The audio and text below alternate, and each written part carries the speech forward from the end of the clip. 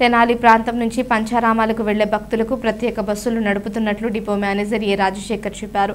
ప్రతి శని ఆదివారాల్లో రాత్రిపూట 8 గంటలకు డిపో నుంచి బయలుదేరుతాయని ఆయన చెప్పారు.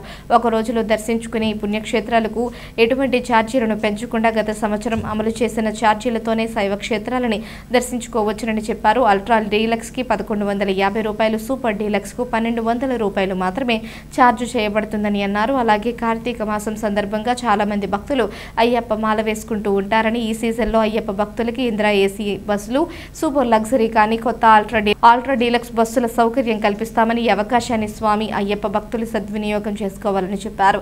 అయ్యప్ప స్వాములు ఏదైనా బస్ బుక్ చేసుకున్నట్లయితే గురుస్వాములకు వంట వాళ్ళు ఇద్దరిని ఫ్రీగా అనుమతించడం జరుగుతుందని కూడా ఆయన పేర్కొన్నారు. ఇదే విధంగా ప్రముఖ త్రిశైవ క్షేత్రాలైన యాగంటి, మహానంది, శ్రీశైలం కూడా ఒక రోజులో దర్శించుకునే విధంగా బస్సులు ఏర్పాటు చేస్తామని, అయితే 25 నుంచి 30 మంది బుక్ చేసుకోవాలని డిపో మేనేజర్ రాజశేఖర్ తెలిపారు. రాష్ట్ర ప్రభుత్వం ఆగస్టు 15 నుంచి చేపట్టిన స్త్రీ శక్తి పథకంను మహిళా ప్యాసింజర్లుగా చక్కగా ఆర్టీసీ బస్సులను సద్వినియోగం చేసుకుంటున్నారని, వారికి ఇబ్బంది లేకుండా బస్సులే నడపడం జరుగుతుందని తెలియజేశారు. భక్తులు అవకాశాన్ని సద్వినియోగం చేసుకోవాలని డిపో మేనేజర్ రాజశేఖర్ పేర్కొన్నారు.